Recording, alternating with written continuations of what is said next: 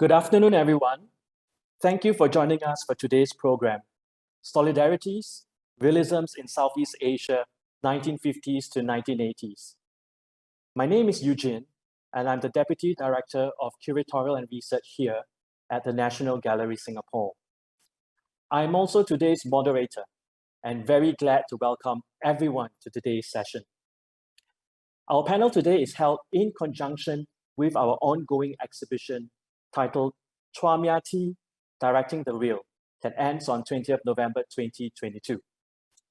Before introducing our esteemed panelists today, let me share a bit more about our programs for the exhibition. As a forerunner of the social realist movement in Singapore, Chua is known for his charting of the nation's story through its people and cityscapes.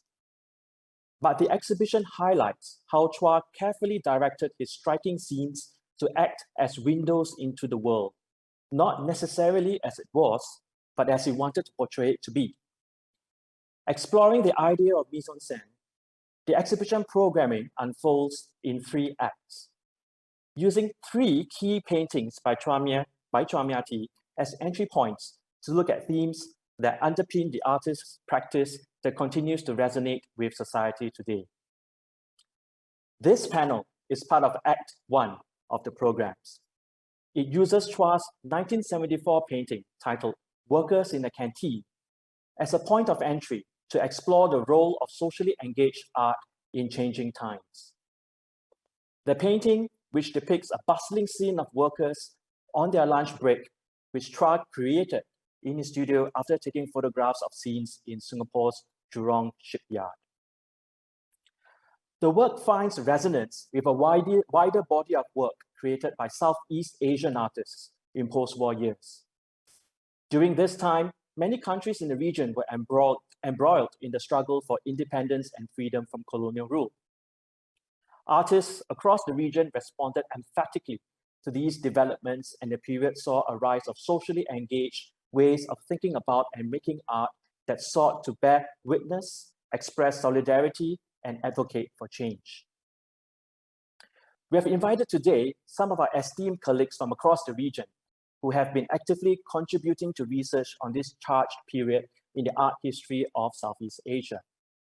We hope that this conversation will explore the role of art in volatile times and unpack the connections between reality and representation. We are fortunate to have with us today Patrick Flores, Phoebe Scott, Simon Soon, and Farah Wardani. It is my pleasure to share more about our panelists today.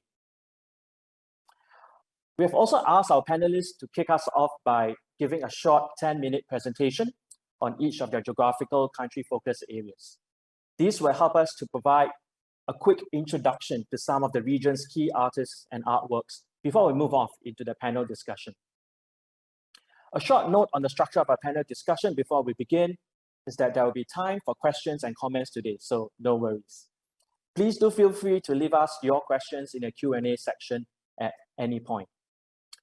So I'll now introduce Phoebe, who is my colleague and curator at the National Gallery Singapore. Her research area focuses on modern art in Vietnam. She was part of the curatorial team of the inaugural exhibition, which is our UOB Southeast Asia Gallery, titled Between Declarations and Dreams, Art of Southeast Asia Since the 19th Century. She also lectures in a minor in art history, which is a collaboration between the Department of History at the National University of Singapore and the National Gallery Singapore. I'll now hand over Phoebe to get us started. Phoebe, please. Hi, good afternoon, everyone. Thanks for being here, and I'm honored to be kicking off this very interesting panel. So today I'm going to be talking about socialist realism in the Vietnamese context. And in some ways, it's something of an outlier for leftist realisms in the Southeast Asian region, but obviously is connecting to a style that had a very strong presence internationally during the Cold War period. And for me, thinking about our panel topic today on solidarities, it raises some very interesting questions about solidarity. So let me begin just by briefly explaining what socialist realism is. It's a style of art that's associated with the Communist Party and with socialist states that existed worldwide through the 20th century. It was originally theorized in the Soviet Union, but was exported and practiced elsewhere in the socialist world as well. And in Vietnam at the time, in the north, in the Democratic Republic of Vietnam, Socialist realism was the dominant style from around the mid-1940s through to 1975. And then after 1975, when Vietnam was unified at the end of the Second Indochina War, Socialist realism came to be practiced in South Vietnam as well. And it's still used today in certain types of context, but artistically, its dominance has really completely faded from view ever since the Doi Moi reforms in the mid-1980s in Vietnam, which introduced a new economic structure and many major cultural changes as well. So you can see even from just this brief sketch that the fate of socialist realism is very much allied to political change at state level. And I think this is one of the key factors to note, which is that unlike the other forms of left-leaning realism that we're going to be talking about on the panel today, socialist realism is a state style, and it's a style that nearly always exists alongside the presence of a state structure. I know of very few examples where artists working outside of socialist states practice in socialist realism, and typically if they do, it's because they're also members of a communist party, which is another kind of institutionalized system that goes with the style. So before we look at socialist realism as style, I want to talk about some of its features as a state-based system.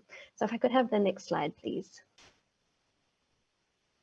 Okay, so as a state-based system, both the theorization of socialist realism in Vietnam tended to come from quite often political figures, and it also had certain practical features in how it was allied with the state's art system. So looking first at the theory, these are two major texts that artists in North Vietnam would study. One is by Trung Trinh, Marxism and Vietnamese Culture of 1948. And Trung Trinh was at the time the Secretary General of the Communist Party, so a very leading figure in the party structure, but also a leading cultural theorist. So his ideas about socialist realism were very influential. And you can see he writes, the definition of socialist realism is a method of artistic creation which portrays the truth in society evolving towards socialism according to objective laws. And out of objective laws, we must spotlight the typical features in typical situations. So already it's clear that this is not a style that attaches itself to any kind of realism or reality. It's a style that is intended to express a socialist reality. And of course, there is always going to be tension between the ideal situation that the socialist state would like to portray and reality as it's experienced by the artist. So this is something that exists in a tension in the very idea of kind of the socialist realism. The second point he makes is about mass criticism, or it's not the second point he makes, but the second point we have here, the idea that no art critic can compare with the masses, that not only should the work of art be produced for the masses, it should be tested in practical terms against their point of view. So this is something that artists in North Vietnam who practiced socialist realism also had to do, is to submit their work to the comments of the mass audience. And finally, a very interesting debate in North Vietnam in the late 1940s was over the issue of propaganda. And of course, this was especially pressing because the time that socialist realism was introduced in Vietnam was also a time of war. It was the period of the First Indochina War, the resistance against France. So artists and party members, other people in the cultural sector were debating about whether propaganda and art were the same thing. So from Trung Trinh perspective, all art propagandizes, by which he generally means all art advocates for some kind of social or ideological position or another. But only propaganda of a certain level achieves the status of art. So I think this is significant too. There's not a clear distinction between propaganda and art as part of this system.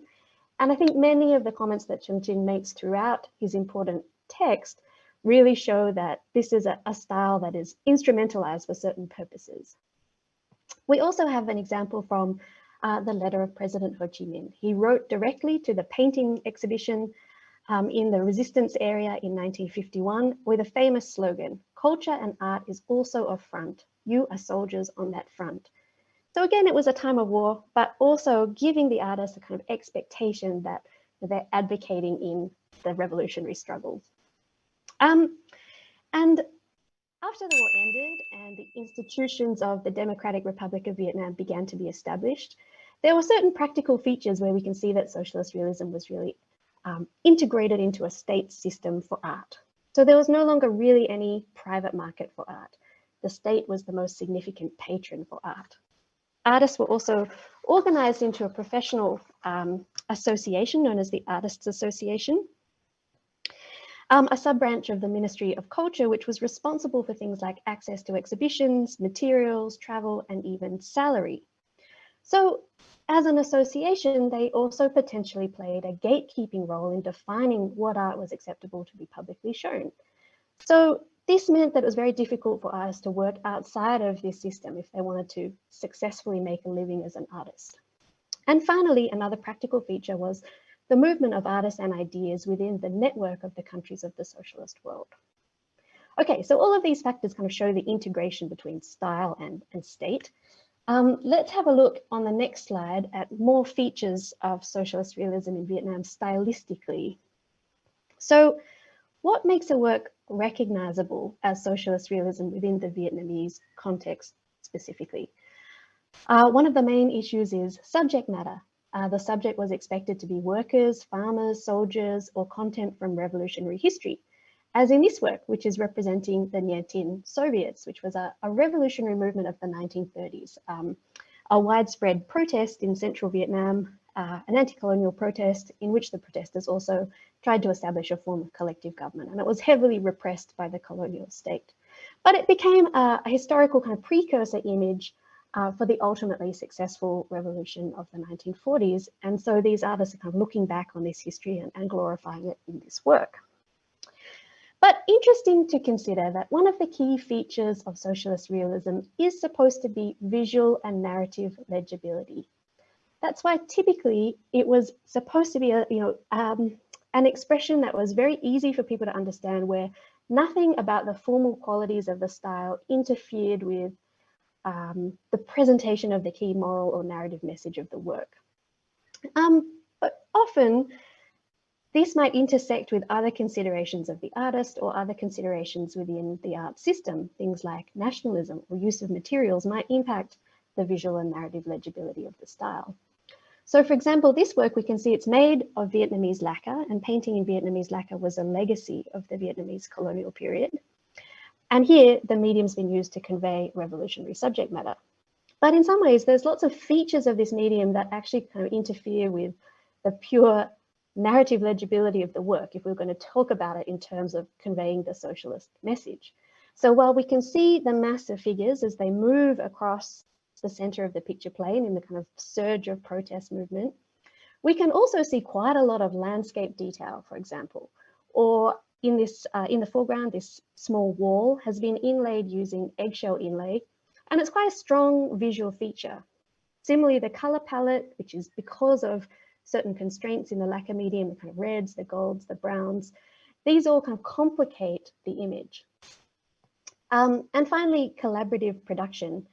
We might think that within the socialist state, collaborative production might be prioritized, but in fact, most works of socialist realism within Vietnam do tend to be attributed to single artists. So this is a rare example where a whole group of high-profile artists created a work together. And perhaps it's in fact more indicative of the collaborative nature of the production of lacquer artworks. Okay, so let's look at the next slide just quickly. I know we're, we're running short on time, but socialist realism and international circulation. So socialist realism was part of an international system of circulation within the socialist world, not just in terms of Marxist-Leninist theory and ideas, but also artworks and people. So on the left-hand side of the screen, you can see some examples of artists who had actually trained in other socialist countries, and including a work made relatively recently, see the large-scale monument from 1997. So this shows the kind of input, stylistic input coming in from the outside, from elsewhere in the network of the socialist world across several generations. And then on the right-hand side, this is an artwork which was shown at the 1958 Joint Exhibition of Socialist Countries in Moscow. And below it is a work of, a book about Vietnamese art that was produced in the Soviet Union in 1959. So again, showing this circulation. And finally, in the middle of the slide, you can see there were teachers from other parts of the socialist world who came to Vietnam to teach in the Art Academy. And this is them posing for a photo with Ho Chi Minh. So there's a strong movement of goods, ideas, people, works of art through this system. And then next slide, the internationalist aspirations of socialist realism were also complicated by factors specific to Vietnam. And one was, of course, the idea of nationalism and the desire that Vietnamese artworks should, in some sense, look Vietnamese. So this is not an aspiration that's kind of theoretically part of socialist realism. It's something that kind of intersects and complicates with it. So in the Vietnamese context, this meant continuing to use like mediums like silk and lacquer that were strongly associated with local forms of modernism. And this was expressed by slogans like socialist in content, national in form, or the idea of Ting Dân Tok, or national spirit, national character. And finally, socialist realism in Vietnam took place during a period of war. And in fact, wartime conditions had an overwhelming influence over how much artists they could produce, what kind of subject matter they focused on, and what they could do. Often there was extreme material shortages, which meant that because of all of the materials going to the war effort, many artists weren't able to produce very much work at all. So these are all factors that kind of impact what we see as socialist realism in this context. So to conclude, what does it mean to approach socialist realism as a style with the idea of solidarity? I mean, in some ways, we do get a sense of solidarity, but more like in the form of creating a style that's mutually intelligible at state level. Like the solidarity seems to exist at state level. So we see artists circulating within the system of the socialist world, and the art that they produce is very mutually recognizable in other parts of this system.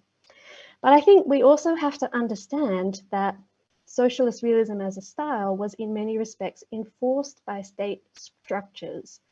So this is not to say that artists weren't zealous participants in the revolutionary cause, but we should, have a kind of cautionary note that while there was a certain amount of stylistic flexibility within Vietnamese socialist realism, it was very difficult for an artist to operate wholly outside of it. In fact, to operate outside the state system of art might mean that artists kind of had an immense material disadvantage and couldn't make a living. And there was also the possibility of kind of political consequences. So this makes the idea of solidarity a lot more ambiguous in this case. And perhaps we can conclude with socialist realism, thinking of it as a form of solidarity between states rather than between artists, or even perhaps an enforced solidarity. Okay, I think that's it from me. Yeah, thank you, Phoebe. I think a lot of interesting ideas for us to unpack. I think it's really important to think about socialist realism and how it's different from social realism as well, and that will help us to really sharpen our thinking about such distinctions and how socialist realist works were kind of circulated differently in the Soviet world, for example. So I think that's also maybe an interesting question we can discuss further later. Well, next we have Patrick Flores, who is a professor of art history and criticism at the Department of Art Studies, University of the Philippines. He is the author of the book titled Past Peripheral, Curation in Southeast Asia, published in 2018, that traces the history of curation comparatively across the region. He is also the convener of forums for the Taiwan Pavilion at the Venice Biennale in 2022 that opens later this month. So everyone who is going up and taking advantage of the possibilities of travel and attending the Venice Biennale, please do catch the Taiwan Pavilion. Patrick, over to you. Thank you, Eugene, for the introduction, and good afternoon, everyone. I would like to begin this brief talk with the idea that realism is a complex formal and political category oscillating between objectivity and subjectivity, the actual and the essential, what matters and what misleads, or between light and glare, according to one Philippine patriot. One possible way to think through realism is to see how it references the burden and the desire of representation on the one hand, and the incommensurability or the limits of this representation on the other. I now offer some trajectories in which realism and its cognate terms like reality, the real, and the realistic are enmeshed in the Philippine context. So first slide, please. The first trajectory,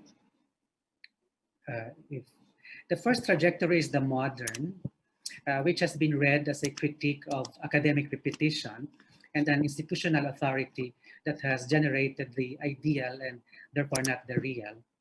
The shorthand here is the polemic between the conservative school of Fernando Amarsolo and the modernist experiment of Victorio Idades, which introduces shifts from the Academia de San Fernando in Madrid to the University of Seattle in Washington, from the idyll or tableau to the artifice of composition, from open tropical expanse of well-spaced folk to the massing of earthy figures in what may well be an urban setting, from convivial community to difficult collective labor, and from self-evidence of culture to self-consciousness of production. But the quotes from, next slide please, but the quotes from Amarsolo and Idades, however, complicate this account, this shorthand, as both speak to subjectivity in relation to the contingency of difference and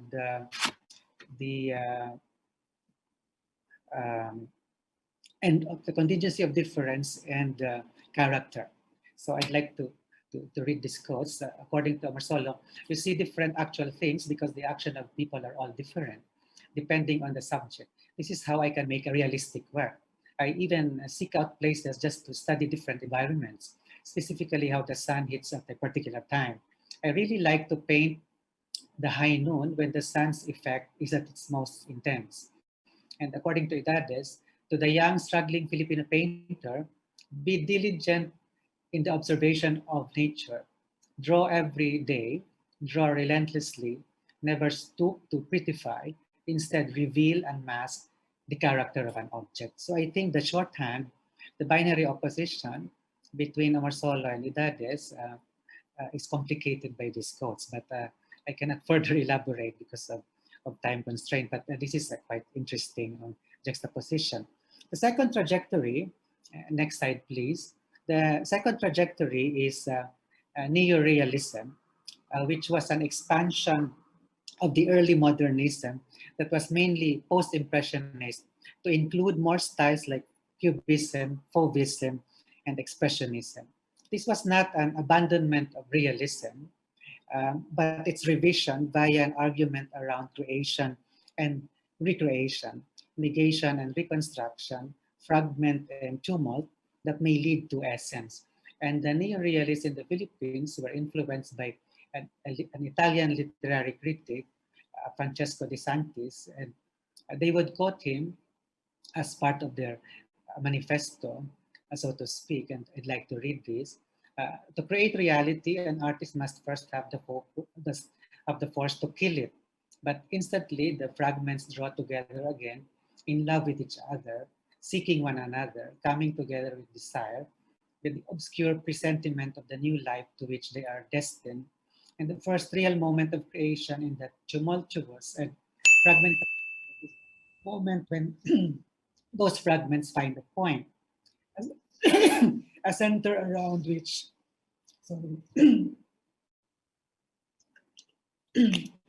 they can press. It is then that the artist's creation comes out from the unlimited, which makes it fluctuant and takes on a definite form. It is then that it comes to birth. It is born and lives, or rather it develops gradually in conformity with its essence. The third trajectory, and the next slide, please. Next slide, please. Sorry, just a brief review of some of the shifts from post-impressionism to neo-realism, and then later to the non-objective, which is the third trajectory. No? So these are the works of H.R. Ocampo, and we see that this progression from post-impressionism to the non-objective. No? Next slide, please. And the same relay from Nena Sagil, post-impressionism to the School of Paris, and then the non-objective. So this is the third trajectory, the non-objective. Next slide, please. I would like to propose that realism may be discussed in light of its assumed antithesis, which is abstraction, and later in the Philippines, the non-objective. Within the non-objective framework, the object or semblance of recognizable reality is negated through a reconsideration of the object-subject dichotomy and a shift to the materiality or technique of producing an object with the integrity of process, like the hypodermic needle, for instance, to produce painting. The painter-thinker Fernando Sobel and the curator-polemicist Aurelio Alvero, or Magtanggol Asa, were two of the more engaged interlocutors of this discourse. Next slide. According to Sobel, a painting is an object. The subject of a painting is the painting itself. And according to Aurelio Alvero, is it a foolishness that gropes in the darkness of minds, or is it a non-objective art that attains its object through suppression of objects? The fourth trajectory is social realism. Next slide, please. Which is an index of post-abstraction, which is a work of Sobel. So next slide, sorry. Which is in social realism as an index of post-abstraction, as well as a possible avant-garde, as opposed to conceptualism, for instance. So this is a provocation that social realism can be seen as an avant-garde articulation instead of the conceptualist. So the collective kaisahan, the quote from Kaisahan, the collective, is emblematic in this regard. Here, the notion of essence is once again invoked to be intuited through keen observation and the reconstitution of scattered phenomena, to critique and the proposed transformation of an asymmetrical society shaped by colonialism and authoritarian rule. No? So the discursive program of the term was largely articulated by the critic Alice Guillermo. Next slide, please. Who defined the term and saw it in relation to other terms like proletarian art, protest art, revolutionary art, and political art. And according to her, social realism is a school or movement in art which exposes the true conditions of society based on the artist's keen observation of reality. Underlying social realism is the perception of conflicting interests in society and of the need for organization.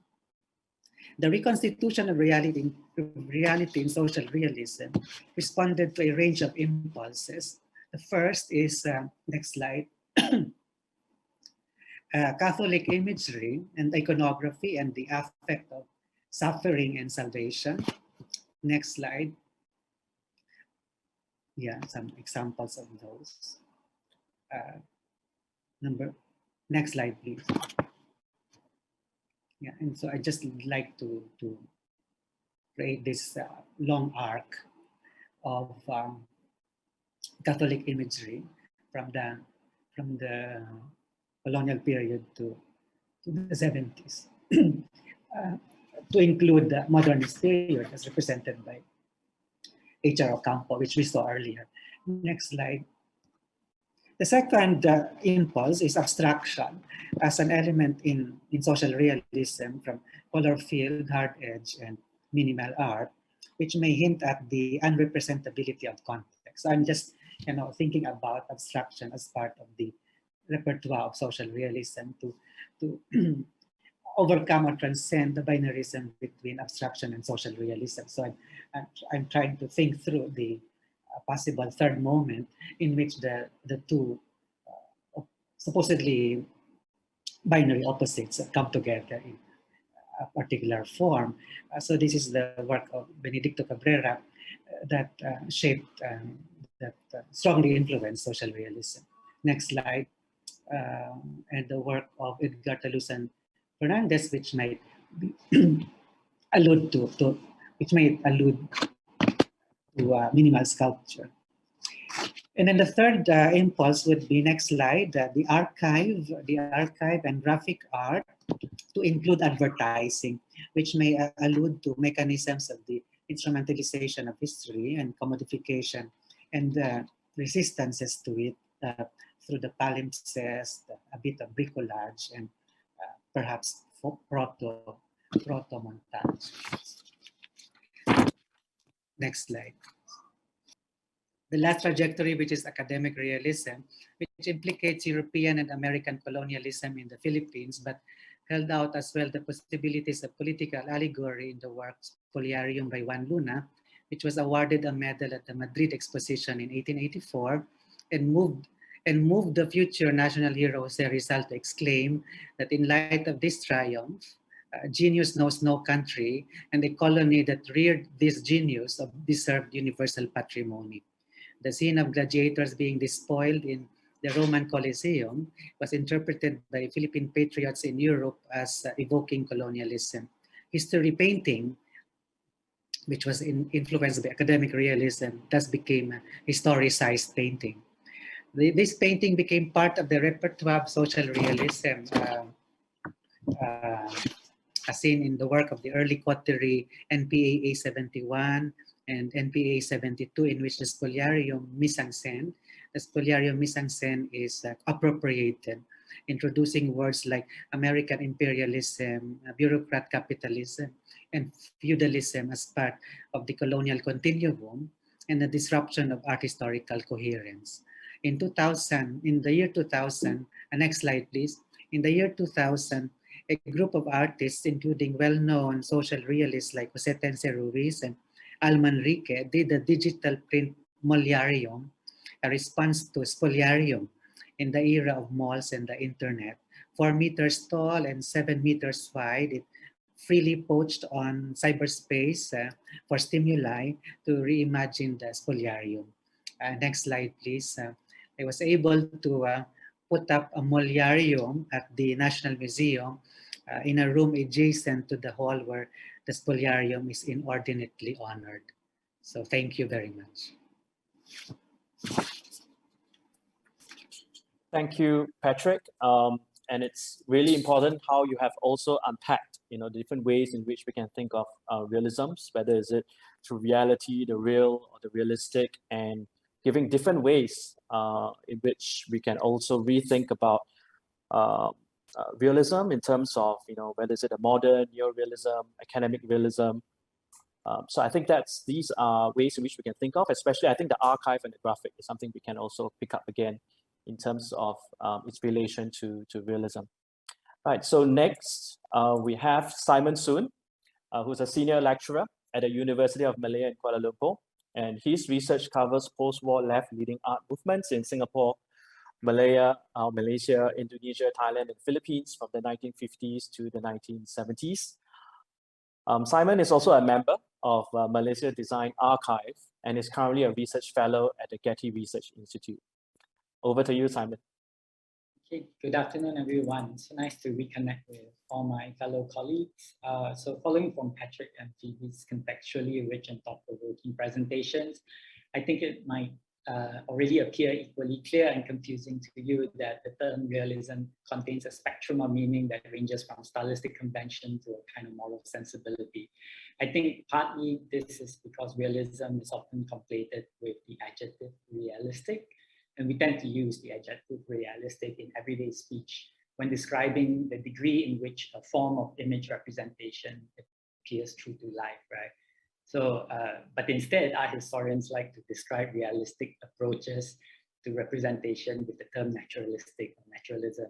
So what happens is this conflation have colored a whole range of different definitions used by artists, curators, and even art historians to decide on whether would fall under this category of realism, as well as other terms such as reality, the real, in which realism, as Patrick has described it, is being enmeshed within So therefore, even if we say realism is, for example, a detailed or unembellished depiction of an aspect of our physical reality centered on rejection of imaginative idealization in favor of something that is like a close observation of outward appearance, this very mouthful of a definition leaves a lot of room for interpretation.